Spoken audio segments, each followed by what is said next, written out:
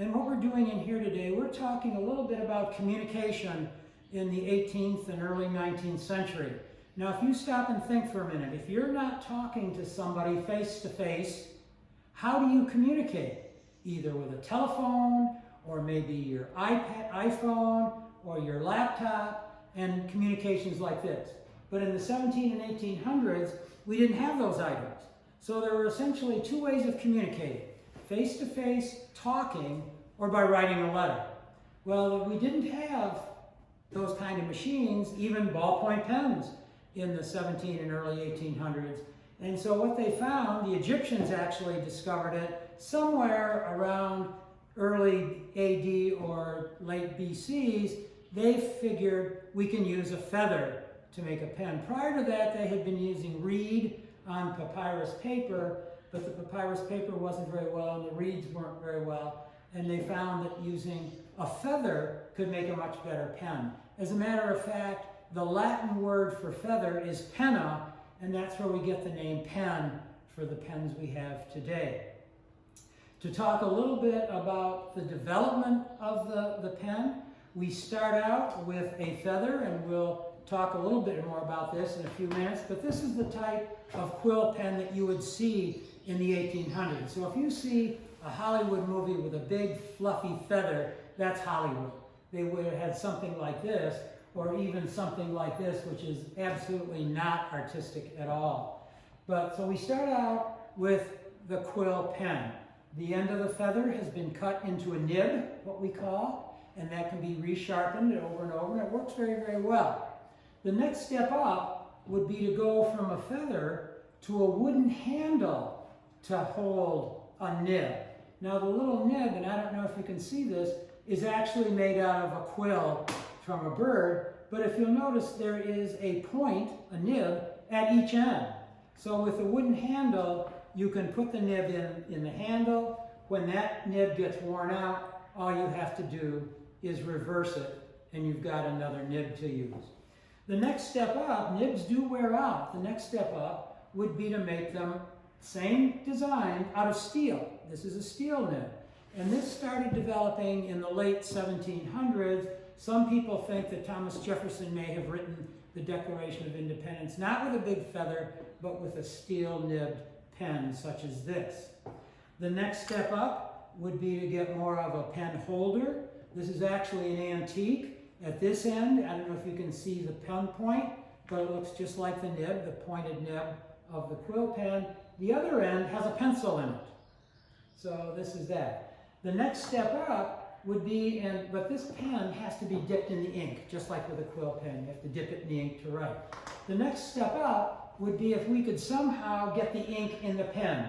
So here is a pen from the middle 1800s, and what you see is the nib, the pointed end, but it has a glass tube for a top. So you could fill this with ink, put it together, and you could write with this. So this is the next step up. The next step up, now we're getting into the late 1800s and early 1900s, is this, which a lot of people have no idea what this is. This is a fountain pen. Notice the point, just like on the feather that we started out with over 1,000 years ago. And now we have an actual well that we can either put an ink cartridge in it, or some pens actually had a little pump that you could fill the pen. And then in the late 1800s came the good old ballpoint pen, which was actually patented in around 1938. And then, of course, today we have computers and everything else.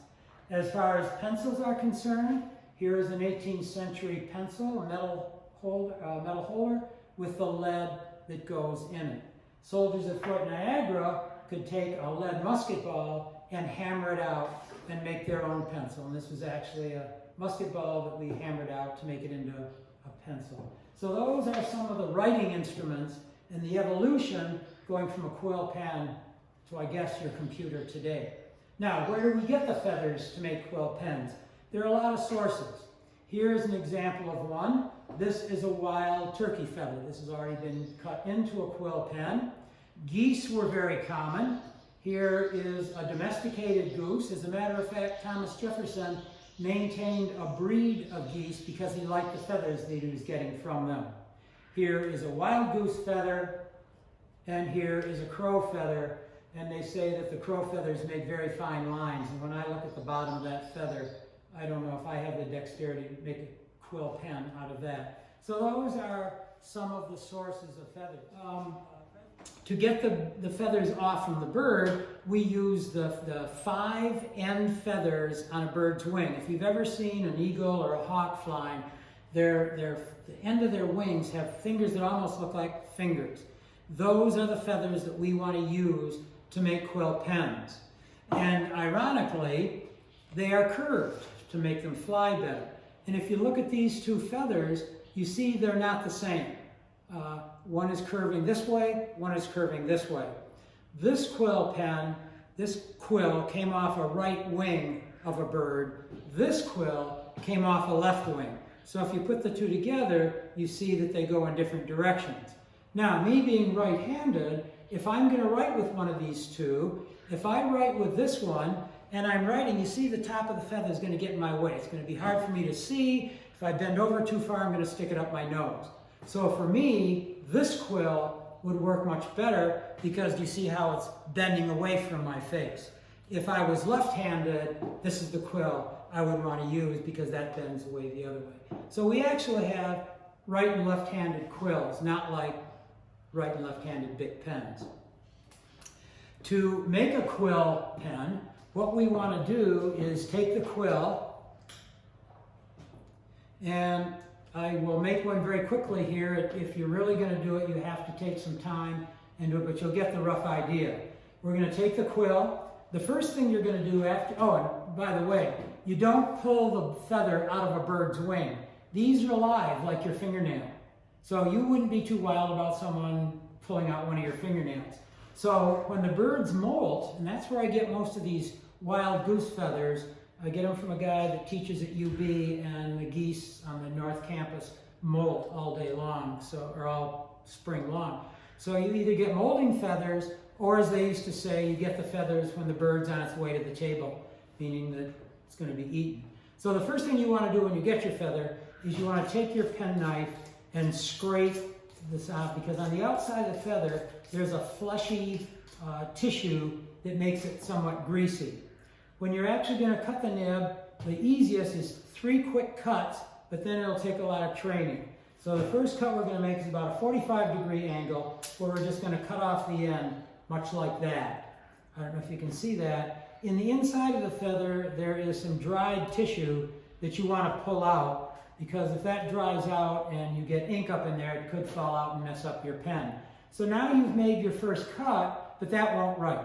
So the second thing you've got to do is you want to push on the end just a bit. You don't want to actually cut it, but you just want to make the I don't know if you heard the little crack.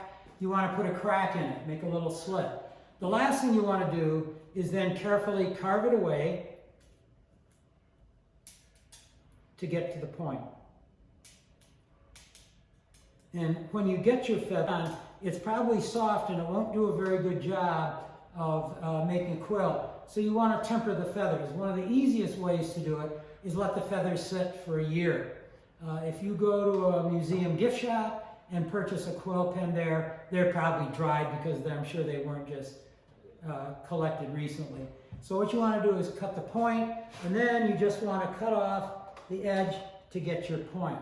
I don't know if this will write. We will give it a shot because I didn't take a lot of time to trim it up. So let's see if this will write. When you write with a quill pen, you dip your quill in the ink and then touch it to the edge of the well. And then when you write, you hold it on a 45-degree angle, and you don't push down hard. It's not a ballpoint pen. You just drag the quill across the paper. So you can see that this one has written, but not very well, because I just did a quick cut job on that and didn't do a lot of trimming. So here is a sample of the different type of quills. Probably what you would do, once you made your quill pen, you take this fletching off. You can either cut it off, sometimes you can just pull it off like that, because it's just going to get in your way when you're writing. So you're going to cut that back. You may cut the top off, or you may go the full route and take off all the fletching, cut off the long end of the feather, so you just have the nib. This is probably what a soldier would carry in their kit if they were going someplace. because these aren't very easily packed. So here's a typical type of quill pen. Again, like I said, to write, you take the pen, dip it in the ink, touch the edge, and then when you write, you just push down lightly on it. And I don't know if you can see this, but what we're doing, we just started writing with the quill pen. Okay? Now, if we are going to send a letter, paper was very expensive in the 18th century. So we didn't waste paper making envelopes. We took the letter and made it into an envelope. This is a letter that was written, it's a copy of a letter written in October 10th in 1806. It's the people at Barton in Lewiston. Their storehouse was broken into last night, and several bundles of pelts were stolen, and he's sending a letter to Lieutenant George Armistead, who was at Fort Niagara, asking them for their help trying to decipher it. So we're going to pretend that this is the letter, and we are going to get it ready to send. There are a lot of different ways to fold a letter. One of the most common was like this. You're going to make two long folds. If you can see that. They go lengthwise. Notice it's narrower at the top and wider at the bottom. We're going to do the same thing on the other side. Something like that. The next fold is going to be at the top. We're going to fold the top over. Somewhat like that. The next fold is going to be about halfway up.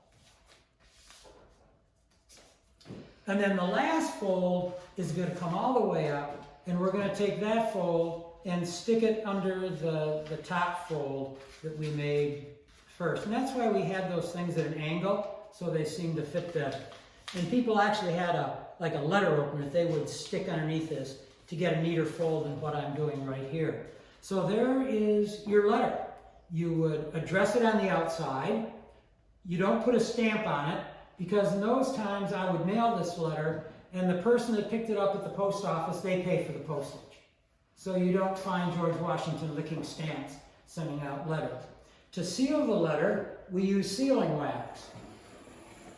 And so the wax was not, a lot of people say, well, is it just a candle? It's actually not. It's a lot of them, they're made out of a lot of different things. This is a modern sealing wax.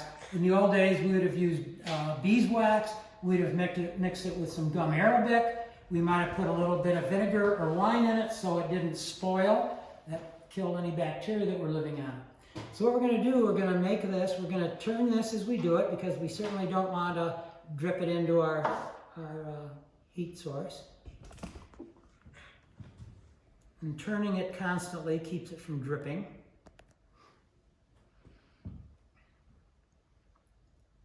I see it moving around, so I think we're about ready. We'll put the wax on it and then take a seal to seal it. And there we have our letter ready to be mailed. So this is the way you would have written a letter in the 18th century. They had two kinds of paper. They did have big paper that was twice as big. They called it foolscap paper. And that's the kind of paper you see a lot of large things on. They would have folded that over. And so you could have, if you would have had that type of letter, you could have folded it, written on the front, written on the inside, and then when you folded it, you would have folded it to this to be on the outside. So that's the way you would have sealed a letter to be mailed in the 18th century.